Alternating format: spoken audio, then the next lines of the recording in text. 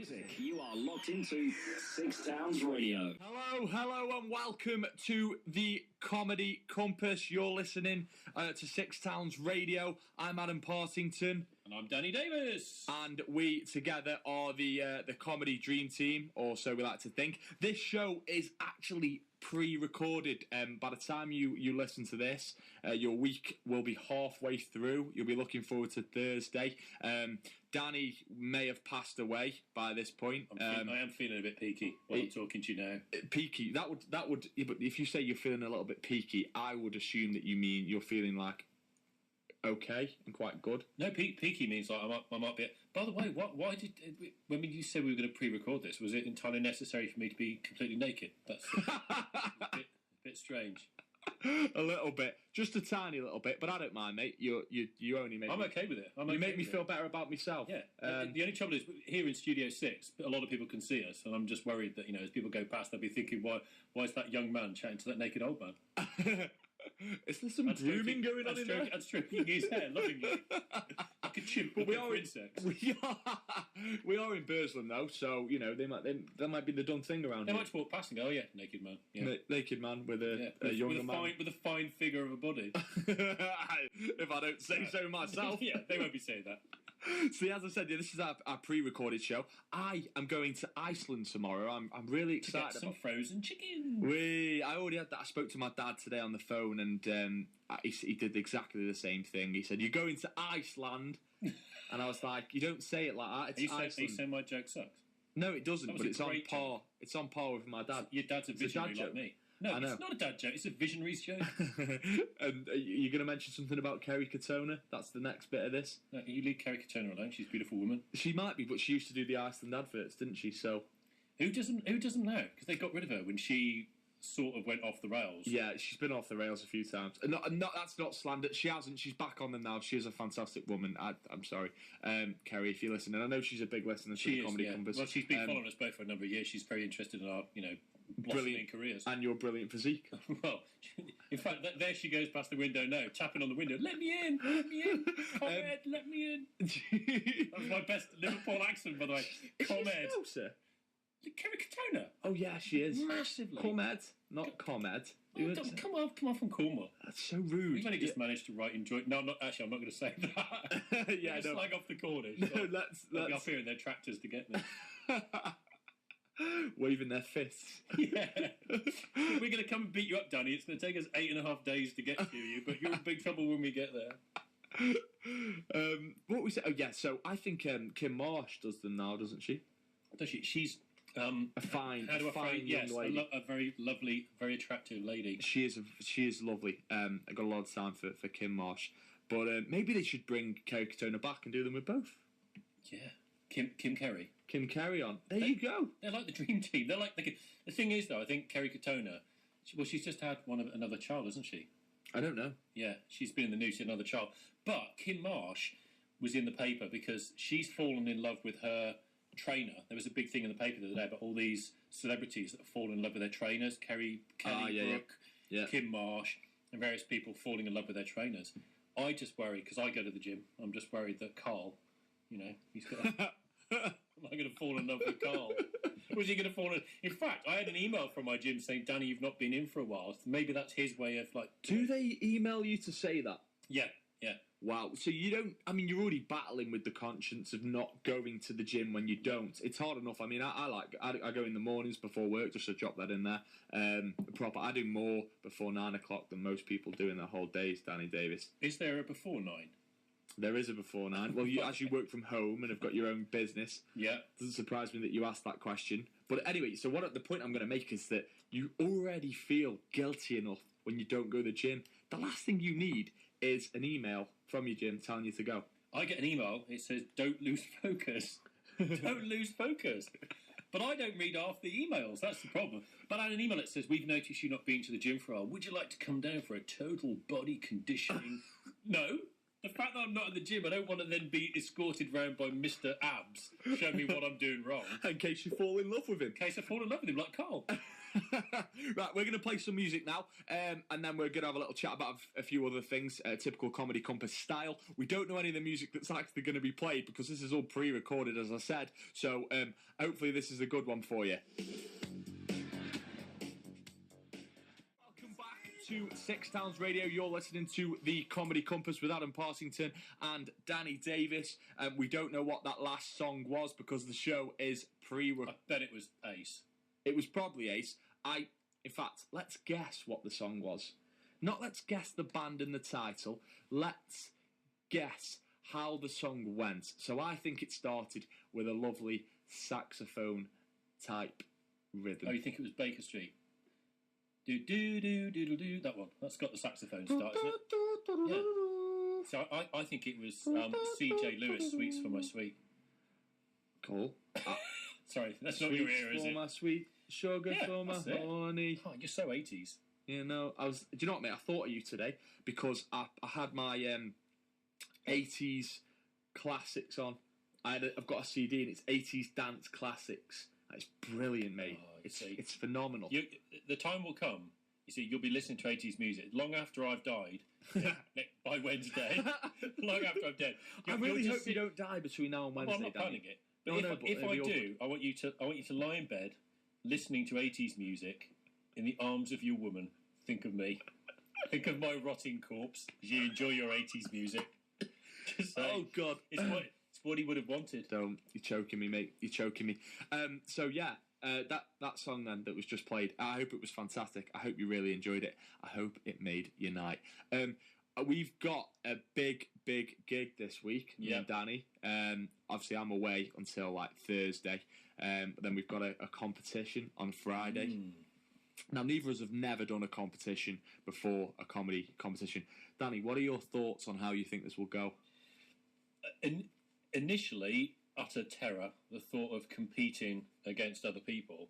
But I've actually really chilled out to it now. Whereas, excuse me, I'm a professional cough. Whereas I was scared of it before, standing in front of people and saying, I think I'm funny enough to win a competition. I'm actually going in with the attitude of, A, it's good practice, B, it might actually go really, really well and make me want to go and do more and more competitions. So I think it's just getting back on stage, because, you know, obviously I died the death of death the other week. This is going to be the first time I ventured back on stage, grabbed a mic, with a view to making people laugh. So I'm really up for it, actually. I'm going to prove that it was a blip the other week. So, yeah. What about you? Are you preparing for it? Mate, you know what? I think with comedy, it's subjective. So what one person finds funny, the other person doesn't, and the other person finds offensive. It's so subjective, and I think it's quite a bizarre art form anyway. And when you think about putting that into a competitive landscape of a competition, I think that's really weird. So I'm more just really going into it just intrigued. It's our first one. Yeah, but are you thinking of it when you say as a competitive arena? How are you feeling about the fact? Are you going in saying, I want to be funnier than the other people? Are you seeing it in that competitive way, or are you just taking it as a personal challenge? That's a good question. Well, I think naturally, it's a competition, so you are competing against the other people within the competition. But for me personally, no, it will be more. I'm not going into it thinking, I want to win this competition. I've seen some of the other acts that are on, and I don't think that I can win the competition. If I'm being brutally honest, I still think I'm very ripe, as you are within this game. There's people who are within that competition who've been doing it for 2 or 3 years. So I don't know, mate. I'm looking at it more as a personal thing for me, to try out. Those guys that you said, I mean, I know some of the guys that are on the same as you, and you might be quite surprised that some of those are probably looking at the lineup themselves going, I probably can't win this. Maybe. But again, it's subjective. It depends on the crowd. It depends on what crowd is there. It depends on how I'm feeling on the day. There's so many factors, as you know, with stand-up. Yeah. And that's why I'm saying I think it's a really bizarre thing to put into competition format. But the interesting thing about it is the competition, just so you know, the competition's in 2 sections. So you do 5 minutes, and then you come off the stage. And if you're voted by the audience through to the second stage, you go back and do a second 5 minutes. So I would actually, if I didn't get through to the second section, I would have treated it as 5 minutes of practice. If I do get through, I'd be on a buzz that I'd got through to the last round, and then I'd probably be more confident on stage because I've already done 5 minutes, got 5 minutes under my belt. So yeah. Let's play a little song for the listeners again, break things up, and then we'll continue to converse about this in a second. Here's another song again. We don't know what it is, but you are listening to the Comedy Compass on Six Towns Radio. Hello, welcome back to Six Towns Radio. I'm Danny Davis. I'm here with Adam Partington. We're doing the Comedy Compass show. This is a pre-record, as we mentioned earlier.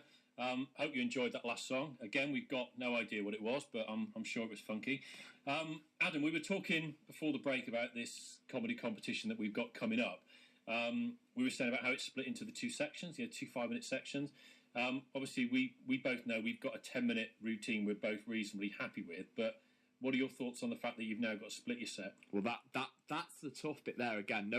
If you've never done this type of performing on stage in front of people, it's kind of like you get when you first start a structure, or I do anyway, and I think a lot of other aspiring comics do this. They get a structure of how they want their set to pan out, and what you do is you tend to link jokes into each other. So you make reference to the next joke maybe in the build up to your punchline, and then you've got your own trigger in your head to know what's coming next. So again, splitting them up is going to be tough, because I've got like my start bit of my set at the moment, then the middle bit, which is quite long. Mm-hmm. So I don't know how to cut that down. So I'm going to have to take a joke that I usually put at the end of the set and put that at the start, and that's awfully tricky. Yeah. Do you know what I mean? What about you, mate? I mean, what you just said there, because you get your routine perfected so that you know it off by heart, you know what jokes flow into another, and it's getting out your comfort zone, isn't it, to grab something that you normally think, oh, that's my second to last joke just before my big finale, and then you're moving that into like the sort of the middle of the first half. It is tricky because 10 minutes doesn't sound like a lot, and when you split it sounds, obviously it's a lot less, but when you're reworking the jokes, thankfully I've got a bit of time to work on it, but it's still a work in progress. That's it, and that's what I'm thinking about this week as well, because I'm going to be obviously away a lot this week, and it's when am I going to get the time to sit down and actually really think about this? And that's another thing as well. You have to be professional about it, in my opinion. Stand up. It's really, I think you can fall into the trap of taking it too lightly at the start. Yeah. I'll just get on. I mean, I spoke to a lad who I work with the other day, and he was talking about that he wanted to give it a go.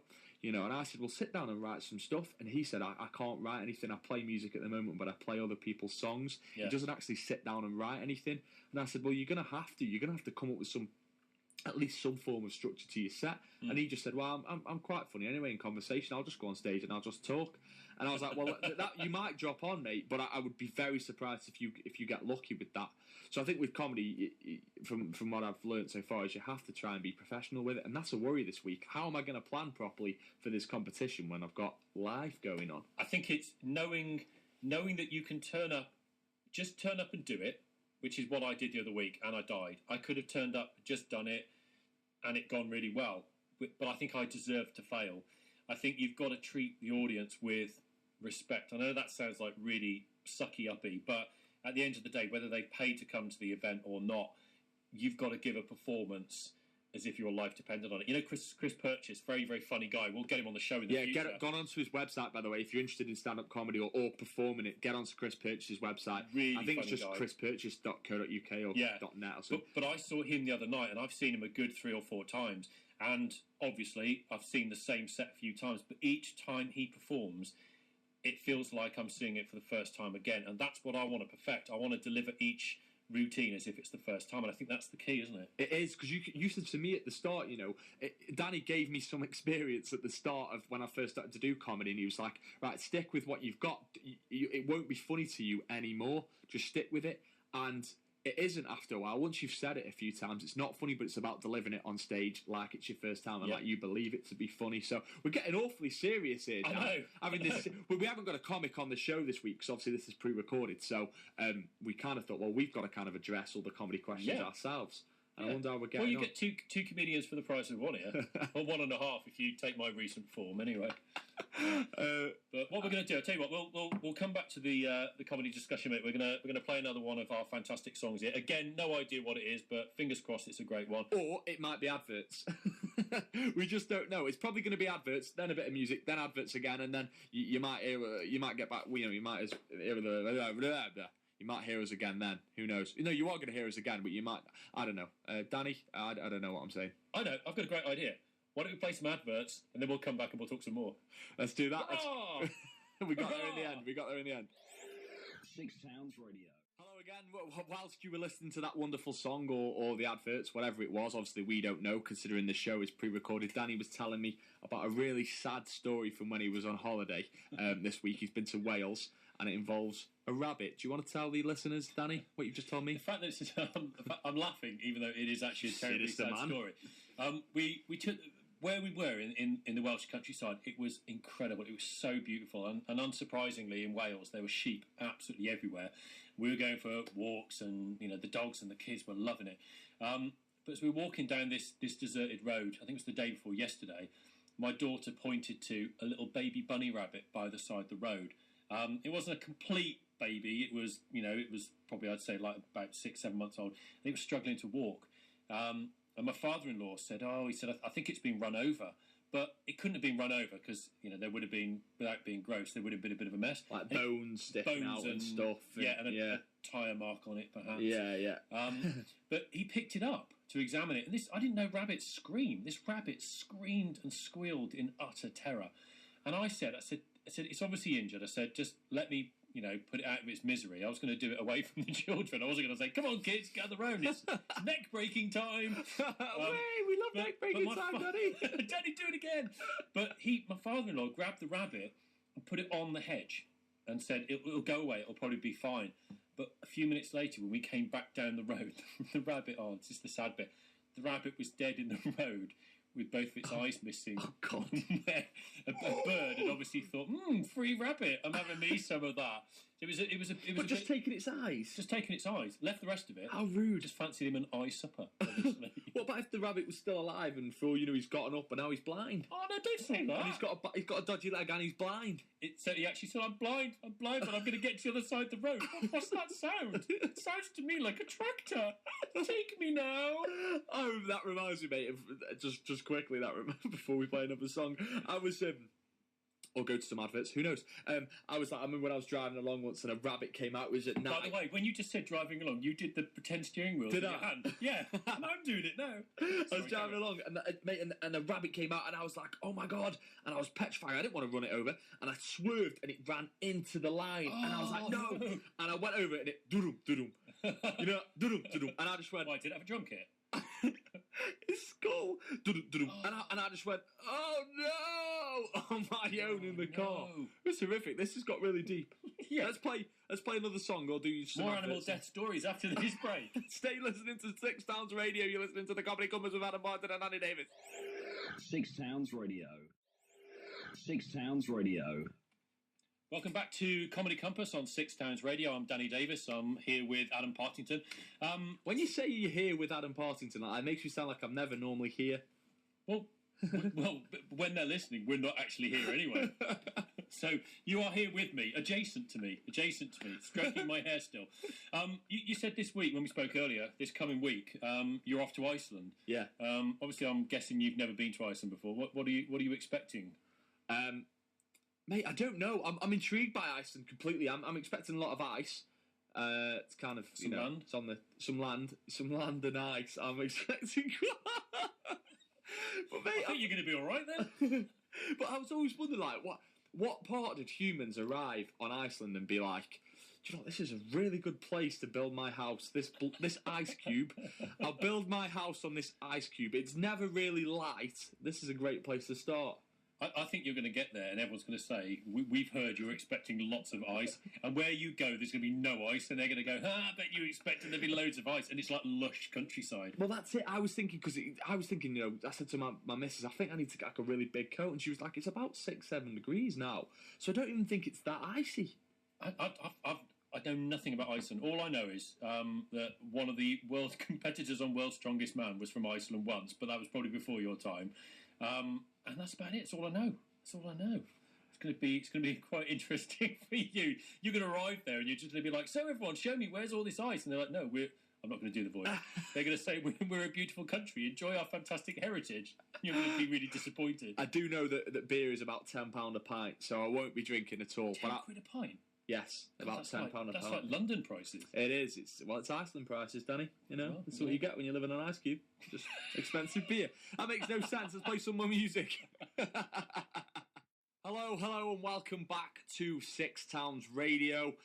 This is the Comedy Compass, as you already know. This show has been pre-recorded. We put this together on Saturday afternoon. Nice sunny. Well, it's gone sunny now. It hasn't been sunny really it's today. Nice. It's just been to chuck some more money in the meter. It's nice out there. Yeah, it is. Yeah, it's sound, and obviously we're going to be away. I'm going to be away this week, and Danny doesn't know how to do the system yet. He hasn't quite picked that up. Bless him. Apparently, you have to move buttons and not just talk. You have to do other stuff as well. So yeah. I sort of stand outside my front door sometimes, just gazing at it, thinking, how does the technology of the lock work? So I'm not going to work any of this stuff. But we are going to train him up. We're actually going to start doing a feature where Danny's going to take the reins with the system. He can't do any worse than me, let's be honest. I'm hardly a pro at this kind of stuff. But we're going to do a feature where Danny takes the reins of the system, and you'll be able to tell us how you think he's doing. Because it's amusing, because he was obviously born before the war. The First World War. The first. And he's very competent on a SOS machine. What? A fax machine? No, Morse code. Morse code. SOS machine. He knows that. I think it does more than just say SOS. There's probably a technical term for it, and there's someone out there now going, I think you'll find it's actually called a... Probably. I want to allude you. I want to allude you to a... Is that even a right phrase? Allude you? I'm alluding you. You allude that me mean to. You fancy me, or is that making yourself alluring? I want to talk to you about an article that I read this week. Unfortunately for me, it's on the Daily Mail. There's nothing unfortunate about it. The Daily Mail's a terrific publication. Fantastic. I'm only joking. I'm just saying that for comedy value. It's fantastic. I read it all the time. But there was an article that flagged up to me, and it's quite amusing. It was about an old fella. It's a little bit sad as well. He's 74, and he's got 3.5 years in jail for deliberately robbing a bank because he was homesick and he wanted to go back to prison. This was in Chicago in the United States. But we were thinking about, because obviously he wants to be in prison, how can they make prison more like prison? Because you still can't rob a bank, regardless. Yeah. And Danny has a little theory on this and some ideas around this. But he said he was homesick and wants to go back to jail.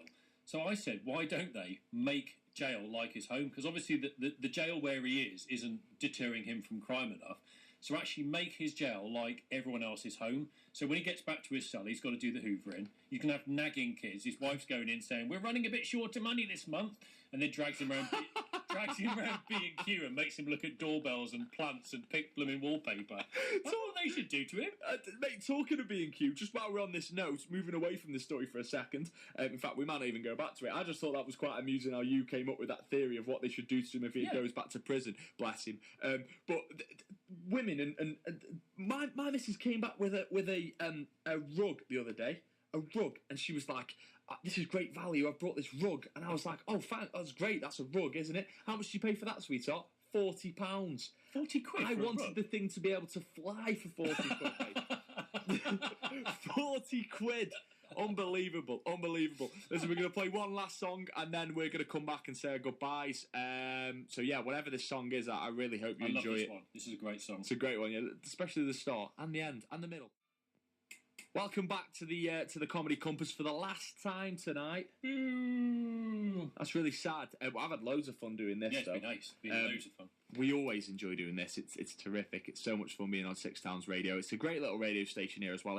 If you're into radio and you haven't been down, I'm sure you know if you speak to Rob and the guys who organise this. If you want to see what it's all about, pop down because it's a terrific little setup here. And you know we've been on the station now for about 3 weeks, and it's a privilege to do this show on the station. It is terrific. But we're gonna love you and leave you. Obviously, this show has been recorded tonight, pre-recorded. Because I'm away, as I've already spoken about in Iceland. So the land with land and the place with ice. That's right, the ice cube. Just an ice cube on the map. That's what it is. The whole world's just land. Is it work or holiday, by the way? It's holiday, mate. It's holiday. It's holiday. Oh, work. Well, I don't know what I'd go to Iceland for work. To admire the ice, just like grade the ice for them. Maybe. Or if I had a job where I imported ice cubes. Yeah, I think they're okay for ice. Oh, you mean you import ice? Import it, so I go there, I check the ice out, because I imagine it'd be the best place for ice cubes. Yeah, wouldn't it? I always struggle for ice in this country. Well, yeah. Yeah, I mean, it's not like I've got a freezer or a supermarket where I can buy my ice. So if you could start an ice importing business, that would really help me. There you go. If all those people's drinks just sitting there warm without you. I've got my own ambitions in this existence, so if anyone's listening and they're struggling for work at the moment, get into importing ice from Iceland. So Dan, again, it's been emotional, mate. We've spoken about people who like to poo on slides. We've spoken about... If it comes out that it is you, by the way, it's going to be, it's going to be... Danny, I couldn't even pronounce the name of the place where it was, mate. It's definitely not me. But that's your perfect alibi. Yeah. Yeah. You can say it couldn't be me. I couldn't say the name of the place. Sherlock, you're too good. Listen, we've really enjoyed ourselves again tonight. Danny, thank you for joining me again on it's been a pleasure. Can I get dressed now? You can, mate. You awesome. can. Awesome. And do you want to thank me for joining you as well? Because we both host this this together. together. Every time you make it like I'm not going to thank you. I was about to embrace you when I was dressed, embrace you and give you a really big hug. But Adam, it's a pleasure to be your comedy co-host, and I want you to have a safe trip in Ireland, and I'll try not to die in your absence. Yes, please don't. I need. Yeah, we enjoy this, so don't die. It'd be very inconvenient. I'll try not to.